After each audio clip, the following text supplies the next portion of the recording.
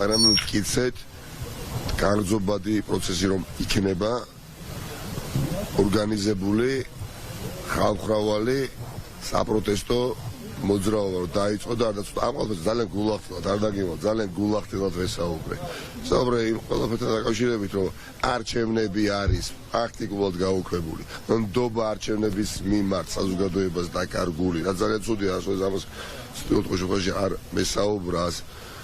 საზოგადოებაში გამეღვივებია იმედი რომ არჩევნებით შესაძლებელია ხელისუფლების ცვლილება, მაგრამ ის არც პროკურატურა არ არის პროკურატურა, არც სასამართლო არ არის სასამართლო, არც მართლმსაჯულება როგორც ასეთი ზოგადად არ არის მართლმსაჯულება, არც ეთნოს საარჩევნო კომისია როგორც ყველაფერი რომ ერთ ადამიანს ექვემდებარება, ჩვენ უნდა ჩამოყალიბდეთ ჩვენ სტრატეგიულ პარტნიორებთან ერთად, ანუ გვაქვს ოლიგარქიული წესრიგობა თუ გვაქვს დემოკრატიული წესრიგობა ორივე ერთად უბრალოდ ვერ გექნება. ან ერთი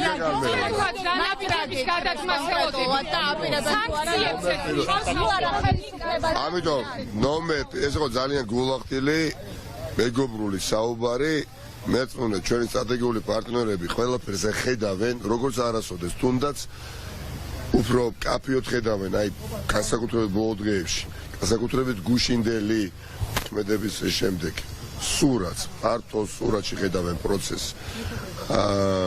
ვიდრე ბევრს, მათ შორის აი ახლა რომ იყურებს ქართული ოცნების, არ ვიცი იქ ვინ არის. წარმომადგენლები თუ ლიდერები. ამ ყველაფერზე იქნება შესაბამისი რეაქცია და რეაგირება და დაინახავენ.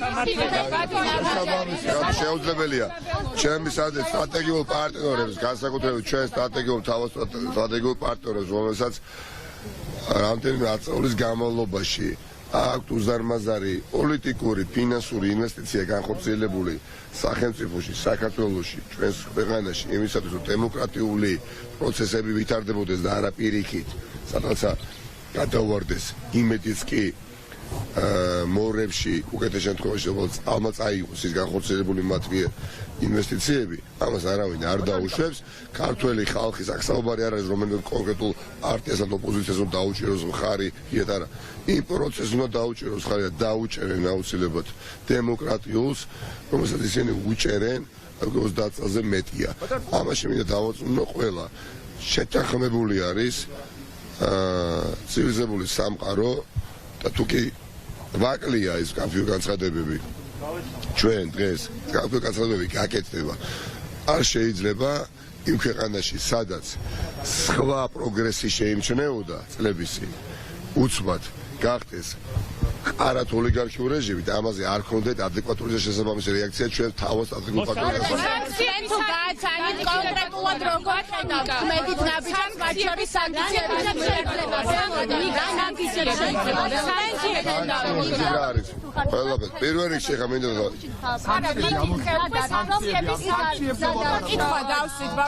თუ შეიძლება ვაცალოთ ბატონიკა თქვენ თუ გააცანით როგორ ხედავთ ქმედით ნაბიჯებს სტრატეგიული პარტნიორებთან და სანქციებს რეჟიმს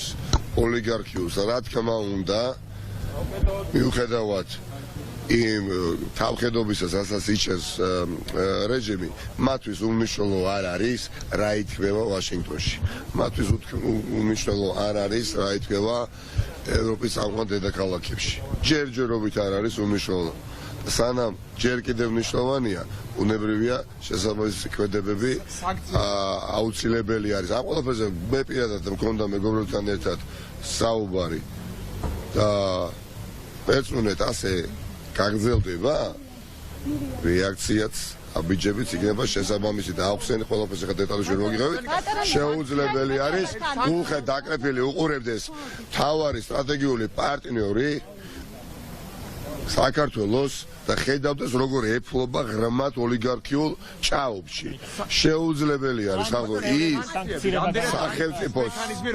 ადმინისტრაცია ამ პროცესს გულხედაკრეფილი ვერ შეხედავს, იმიტომ რომ უდიდესი კიდევ ერთხელ ვამბობ, პოლიტიკური და ფინანსური ინვესტიცია აქვს განხორციელებული, რომ ქართველი ერი დემოკრატიული ფასეულობების და ღირებულების გამომვითარებელი ყოფილიყო და არა პირიქით ღარიბაშვილის და ივანიშვილის სახურები გავხდარიყო ყველა საჯარო მოხელე და მოსამართლეთა ან კლანის წინააღმდეგ პერსონალურ სანქციებს. ამას და მე როგორ ვიხატებო პერსონალურ სანქციებზე რა თქმა უნდა იყო ჩემს მხრიდანაც და მეგობრების მხრიდანაც საუბარი იყო და ვამბობ იმ დოზით რა დოზითაც შემიძლია ხმად საუბარი ასე გააგრძელებს და როგორც ჩანს გააგრძელებს ბიძინა ივანიშვილი რა თქმა უნდა მე ღრმათმა დაწუნებული ვერაცდება იმ კაცს საჯელს რომელსაც სანქციას უწოდებთ ჩვენ მაგრამ ეს იმას არ ნიშნავს რომ ძლავრი საპროტესტო მოძრაობა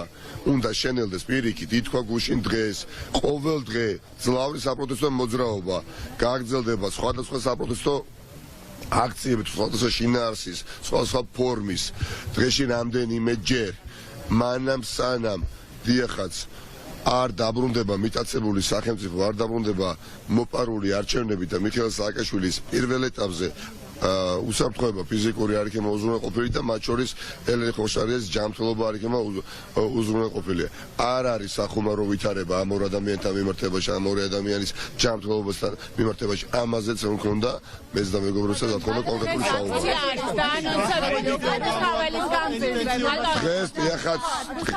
დღეს 7 საათზე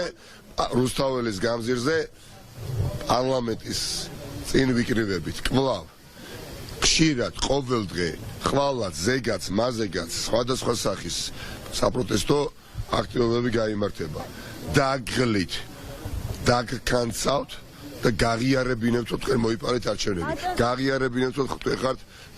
კრიმინალები მათ შორის ადგილობრივი საზოგადოების ხარდაჭერით გვერდი ჩვენ ამას მივახცევთ და საერთაშორისო ჩვენი პარტნიორების ხარდაჭერით